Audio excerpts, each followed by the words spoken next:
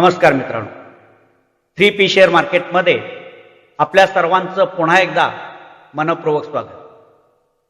मित्रांनो, आजच्या भागामध्ये आपण शेअर मार्केटमधील अनालिसिस विषयी समजून घेणार आहोत. आता अनालिसिस म्हणजे काय, तर कोणत्याही गोष्टीचं शास्त्रशुद्ध पद्धतीने केलेले विश्लेषण म्हणजे अनालिसिस. आता शेअर मार्केटमध्ये ज्या वेळेला अनालिसिस केलं जातं ते अनालिसिस दोन प्रकारे केले जातं. एक म्हणजे फंडामेंटल अनालिसिस आणि दुसरं म्हणजे टेक्निकल अनालिसिस. जर मी तुम्हाला असा प्रश्न विचारला की तुम्हाला एखाद्या कंपनीमध्ये गुंतवणूक करायची आहे तर तुम्ही काय पाहाल, म्हणजे त्या कंपनीची प्राइस पाहून त्याच्यामध्ये गुंतवणूक कराल की त्या कंपनीचा व्यवसाय, कमाई आणि भविष्यातील तिची वाढीची शक्यता याचा विचार करून त्या कंपनीमध्ये तुम्ही इन्व्हेस्टमेंट कराल? तर या प्रश्नाचं उत्तर मित्रांनो आहे हे दोन्ही आपल्याला पाहावे लागेल. म्हणजे कंपनीची प्राइस सुद्धा आपल्याला पाहावी लागेल आणि त्या कंपनीचा व्यवसाय, त्या कंपनीची कमाई, त्या कंपनीची भविष्यामधील वाढीची शक्यता या सगळ्या गोष्टींचा विचार करून मग आपल्याला निर्णय घ्यावा. पण मित्रांनो, प्रामुख्याने ज्यावेळेला आपण अनालिसिस करतो त्यावेळेला विशेष करून आपल्याला त्या कंपनीच्या मूलभूत घटकांचा म्हणजेच फंडामेंटल अनालिसिसचा विशेष करून डीपमध्ये आपल्याला अभ्यास करावा. कारण या फंडामेंटल अनालिसिसच्या आधारेच आपण एखाद्या कंपनीची किंवा कंपनीच्या शेअरची वास्तविक व्हॅल्यू काय आहे हे समजू शकतो. म्हणून आपल्याला या फंडामेंटल अनालिसिसची विशेष करून माहिती असायला हवी. आजच्या सेशनमध्ये आपण या फंडामेंटलची स्टेप बाय स्टेप माहिती समजून घेणार आहोत. चला तर मग शेअर मार्केटमधील फंडामेंटल अनालिसिस हे कशा पद्धतीने केलं जातं ते समजून घेऊया. आजच्या भागामध्ये आपण फंडामेंटल अनालिसिस म्हणजे काय आणि शेअर मार्केटमध्ये एखादा शेअर खरेदी करण्यासाठी हे फंडामेंटल अनालिसिस आपल्याला कशा पद्धतीने उपयोगी पडतं याचा विचार आपण आजच्या भागामध्ये करणार. सुरुवातीला आपण हे समजून घेतलं पाहिजे की फंडामेंटल अनालिसिस म्हणजे नेमकं काय. तर मित्रांनो, फंडामेंटल अनालिसिस म्हणजे एखाद्या कंपनीचा किंवा शेअर्सचा खरा आर्थिक, व्यावसायिक आणि व्यवस्थापनाचं जे मूल्य आहे ही तपासण्याची जी प्रक्रिया आहे त्या संपूर्ण प्रक्रियेलाच फंडामेंटल अनालिसिस असं म्हटलं जातं. या संपूर्ण विश्लेषणामुळे आपल्याला एखाद्या कंपनीचा किंवा त्या कंपनीच्या शेअर्सची इंट्रेन्सिक व्हॅल्यू काय आहे हे समजतं. म्हणजे त्या कंपनीचा शेअर्स, त्या कंपनीची व्हॅल्यू आणि सध्या मार्केटमध्ये काय त्या कंपनीच्या शेअरची असणारी प्राइस ही महाग आहे की स्वस्त आहे, या गोष्टीचा विचार करण्यासाठी आपल्याला या फंडामेंटल अनालिसिसच्या माध्यमातून त्याचं व्हॅल्यू तपासावं, त्या कंपनीचं व्हॅल्यू तपासावं. आता हे जे फंडामेंटल अनालिसिस आहे हे कशाच्या आधारावरती केलं जातं, याच्या आधारभूत गोष्टी काय आहेत, तर हे फंडामेंटल अनालिसिस प्रामुख्याने 3 आधारावरती केलं जातं, 3 घटकांच्या आधारावरती केलं जातं. एक म्हणजे क्वांटिटेटिव्ह अनालिसिस, ज्याला संख्यात्मक अनालिसिस असं म्हटलं जातं. दुसरं म्हणजे क्वालिटेटिव्ह अनालिसिस, म्हणजे याच्यामध्ये कंपनीच्या गुणवत्तेचा विचार केला जातो. आणि तिसरी गोष्ट म्हणजे बाह्य घटकांचे विश्लेषण किंवा इंडस्ट्रियल अनालिसिस. अशा 3 वेगवेगळ्या पद्धतीनं एखाद्या कंपनीचं किंवा उद्योगाचं फंडामेंटल अनालिसिस केलं जातं. आता यातील तिन्ही गोष्टींचा विचार आपल्याला एखादी कंपनी किंवा त्या कंपनीचा शेअर्स निवडत असताना आपल्याला करावा लागतो. आता हे जे पहिल्या क्रमांकाचं अनालिसिस आहे, ज्याला संख्यात्मक अनालिसिस किंवा क्वांटिटेटिव्ह अनालिसिस असं म्हटलं जातं, त्याच्यामध्ये काय पाहिलं जातं तर त्याच्यामध्ये कंपनीचे आर्थिक आकडे पाहिले जातात. संख्येच्या आधारे विचार केला जातो. म्हणजे त्या कंपनीचं बॅलन्स शीट किती कोटीचं आहे, त्या कंपनीचं प्रॉफिट आणि लॉस किती कोटीमध्ये आहे, त्या कंपनीचा कॅश फ्लो का आहे, त्या कंपनीवरती कर्ज किती कोटीचं आहे. म्हणजे असं सगळं संख्यांच्या आधारे त्या कंपनीचं विश्लेषण केलं. आणि दुसरा महत्वाचा त्यातला भाग म्हणजे फायनान्शियल रेशो. म्हणजे हे अनालिसिस करत असताना काही फायनान्शियल रेशोचा उपयोग केला जातो. ते फायनान्शियल रेशो म्हणजे काय तर ईपीएसचा फायनान्शियल रेशो आहे, पी रेशो आहे, आरओसी, आरओई हे रेशो आहेत, डेट टू इक्विटी रेशो आहे, नेट प्रॉफिट मार्जिनचा रेशो आहे. अशा वेगवेगळ्या रेशोंच्या माध्यमातून, आता रेशो म्हणजे काय तर त्या कंपनीचं गणितीय आधारावरती व्हॅल्युएशन केलं जातं. त्याच्यासाठी गुणोत्तराची जी पद्धत वापरली जाते त्यालाच रेशो असं म्हटलं जातं. आणि हे रेशो अभ्यासल्यानंतर त्या कंपनीची व्हॅल्यू आपल्याला समजेल. हे झालं संख्यात्मक अनालिसिस. आता गुणात्मक अनालिसिस म्हणजे आपण काय बघतो तर त्या कंपनीचं व्यवस्थापन, ज्या कंपनीचे आपण शेअर्स खरेदी करणार आहोत किंवा ज्या कंपनीच्या शेअर्समध्ये आपण इन्व्हेस्टमेंट करणार आहोत त्या कंपनीचं व्यवस्थापन काय दर्जाचं आहे, कंपनी चालवणारं जे मॅनेजमेंट आहे त्या मॅनेजमेंटचा दर्जा काय आहे याचा विचार आपण याच्यामध्ये करतो. त्या कंपनीचं जे ब्रँड आहे त्या ब्रँडची व्हॅल्यू मार्केटमध्ये किती आहे, म्हणजे त्या कंपनीच्या ब्रँडवरती लोकांचा विश्वास किती आहे. ज्या कंपनीमध्ये आपण इन्व्हेस्टमेंट करणार आहोत त्या कंपनीचं त्या क्षेत्रातील त्या इंडस्ट्रीमधील इतर कंपन्यांच्या बरोबर स्पर्धात्मक स्थान कुठं आहे, ती कंपनी लीडिंग कंपनी आहे ती की त्या स्पर्धेतील कंपनीतील मागास कंपनी आहे, याचाही विचार आपल्याला त्याच्यामध्ये केला.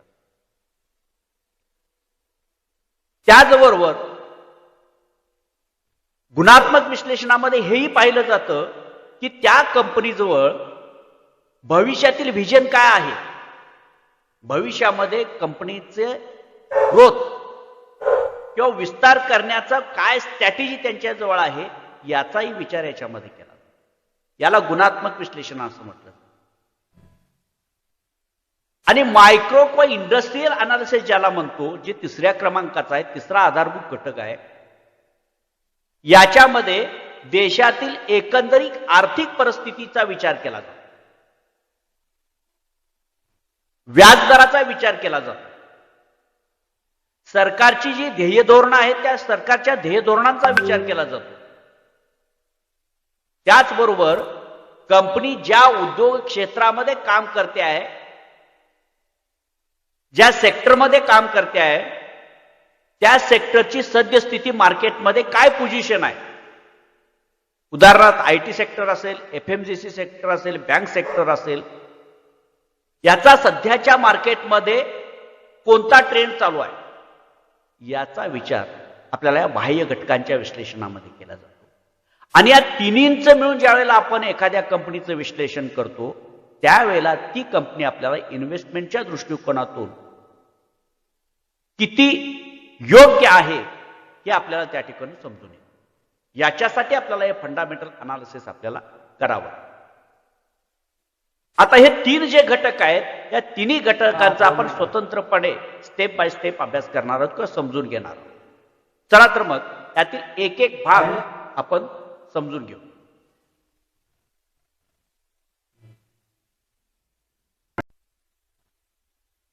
मित्रांनो, शेअर मार्केटमध्ये शास्त्रीय आणि यशस्वी गुंतवणुकीसाठी तुम्हाला कंपन्यांची फायनान्शियल स्ट्रेंथ समजावून सांगणारी, कंपन्यांचे फायनान्शियल आरोग्य समजावून सांगणारे जे रेशो आहेत ते रेशो तुम्हाला समजावून घेता आले, त्याचा अर्थ तुम्हाला लावता आला पाहिजे.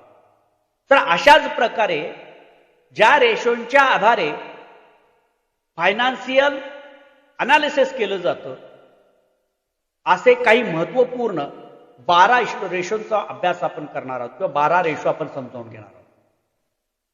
तर हे कुठल्या प्रकारचे 12 रेशो आहेत? तर त्याच्यामध्ये एक आहे ईपीएस. ईपीएस म्हणजे काय? तर अर्निंग पर शेअर.